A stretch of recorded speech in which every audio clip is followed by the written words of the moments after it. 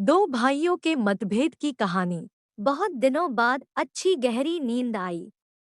सोकर उठ जाने पर हॉस्पिटल में हूँ, यह ध्यान में आने के लिए कुछ क्षण लगे। बेल बजने पर रूम में नर्स आई और बोली, गुड इवनिंग सर। कोई मिलने आया था क्या? नहीं, नर्स ने कहा। बड़ी देर सोया था इसलिए पूछा। मोबाइल पर एक भी मिस कॉल या मैसेज नहीं आया था। अभी कैसा लग रहा है? नर्स बोली, प्रचंड बोर हो गया हूँ। 3 दिन में वह पियून अंकल को छोड़कर दूसरा कोई भी मिलने नहीं आया। सबके सब इतना भी क्या बिजी होंगे? अपना कोई हॉस्पिटल में है इसकी कोई चिंता है कि नहीं? नर्स बोली। पर मैंने कुछ जवाब नहीं दिया उसे। सॉरी, मैं जरा ज्यादा ही बोल गई, नर्स बोली। जो सच है वही तो बोल रही हो आप। मैंने कहा। ब्लड प्रेशर चेक करते समय तो 2 से 3 टाइम सॉरी बोलकर नर्स चली गई। वैसे नर्स का बोलना मन को लगा। 2 शब्द बोलने के लिए नजदीकी कोई नहीं था, प्यार से बोलने वाला कोई नहीं था। बहुत बुरा लगता था। एकदम से रोना आ गया।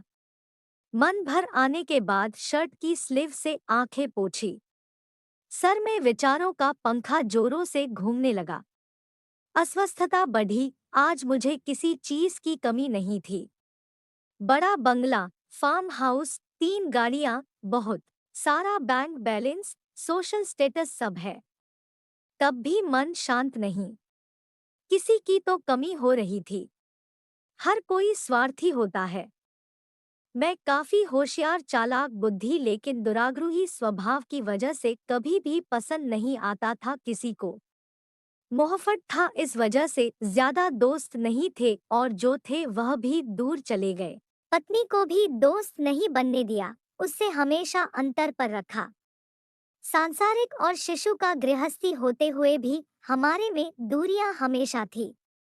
पैसों की वजह से बुढ़ापे में माँ पापा के मन को भी दुखाया। बड़े भाई को फंसा कर सारी संपत्ति खुद के नाम पर कर ली। इतना सब करने के बाद क्या मिला? ज्यादा पैसों के साथ विकृत समाधान और कांटे जैसा चुभने वाला अकेलापन। यह सब विचार से सिर घूम रहे थे। खुद पर बहुत गुस्सा आ रहा था। मन हल्का करने की इच्छा हो रही थी। पत्नी को फोन किया पर डिस्टर्ब मत करो। और कुछ चाहिए होगा तो मैसेज कर देना, ऐसा बोलकर उसने फोन काट दिया। जवानी के दिनों में भी साथ नहीं रहने वाले बेटे से बोलने का तो सवाल ही उठता नहीं। फोन नंबर देखते समय भैया के फोन नंबर पर नजर रुकी। वापस यादों की भीड़। भैया का नंबर डायल किया पर तुरंत कट कर दिया। वजह हमारे बीच का ना बोलना। 3 साल पहले हमारा बहुत बड़ा झगड़ा हो गया था।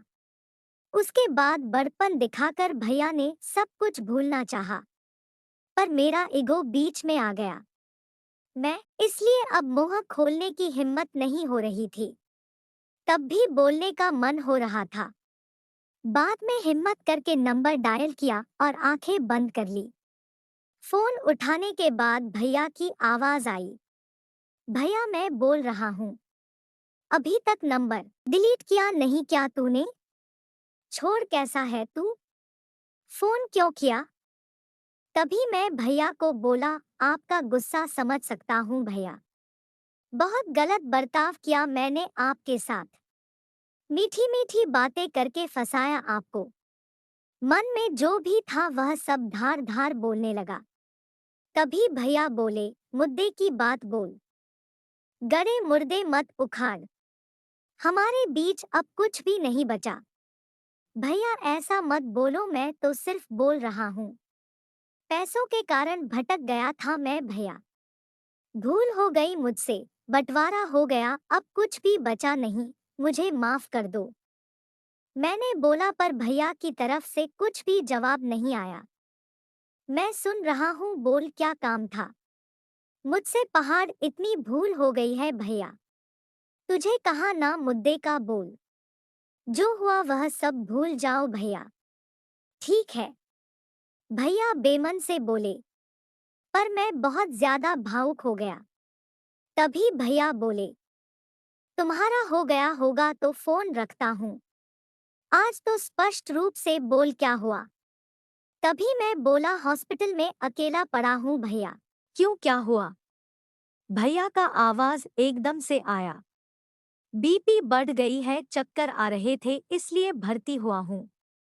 डॉक्टर ने आराम करने के लिए कहा है। तभी भैया ने पूछा, साथ में कोई है क्या तुम्हारे? कोई भी नहीं है। दिन में 2-3 बार पत्नी और बच्चे वीडियो कॉल करके अपना कर्तव्य निभा रहे हैं। जो बोया वही पा रहा हूँ। मैंने उनके साथ भी ऐसा ही किया था। कभी भी प्यार के 2 शब्द बोले नहीं, सिर्फ व्यवहार देखा, स्वार्थ के लिए रिश्तों को इस्तेमाल किया और तोड़े भी। अकेलेपन से आंखें खुल गई। मन भर आने से फोन कट कर दिया और अंधेरा करके बिस्तर पर पड़ा रहा। कुछ देर बाद नर्स आई, लाइट लगाकर। हाथ में कागज में कुछ रखा था, वह नर्स ने मुझे दिया। उसमें से मस्त खुशबू आ रही थी। जल्दी जल्दी उसे खोला तो उसमें भुनी हुई मूंगफली थी। वह देखकर बहुत खुशी हुई। जरूर भैया आए होंगे।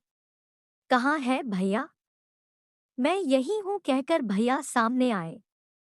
हम सगे भाई 3 साल बाद एक दूसरे से मिल रहे थे। दोनों के ही मन की विचित्र अवस्था हो गई थी। दोनों एक दूसरे की ओर एक एक देखे जा रहे थे। अपने आप मेरे हाथ उनके सामने जुड़ने लगे। गुस्सा साइड रखकर तुरंत मिलने के लिए आए भैया। क्या करूं, तुम्हारा फोन आने के बाद रहा नहीं गया मुझसे। उन्होंने कहा, जो हुआ सो हुआ, अभी उसका विचार मत कर। आपको गुस्सा नहीं आया भैया? बहुत आया, पर आज तुमसे बात करने के बाद पूरा का पूरा गुस्सा बहकर चला गया। तुम्हें पसंद भुनी हुई मूंगफली ले ली और जल्दी यहाँ आ गया। भैया, मैं आगे कुछ बोला नहीं।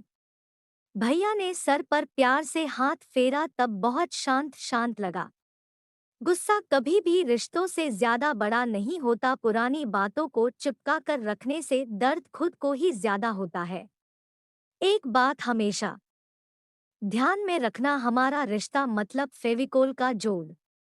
भैया बचपन में देते थे, वैसे ही मूंगफली के दाने छीलकर मुझे देकर बातें कर रहे थे।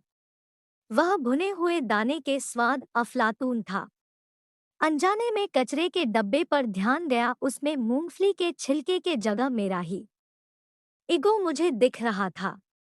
दोस्तों, आपसे अनुरोध है कि आपने भाई के साथ ऐसा कभी ना करे और आपस में कभी ऐसा मतभेद ना करें। दोस्तों, यह 2 भाइयों के मतभेद की कहानी कैसी लगी हमें कमेंट कर जरूर बताएं और वीडियो को अपने दोस्तों परिवार के साथ शेयर जरूर करें। और वीडियो पसंद आया हो तो वीडियो को लाइक और चैनल को सब्सक्राइब कर बेल नोटिफिकेशन को ऑल पर सेलेक्ट कर लीजिए।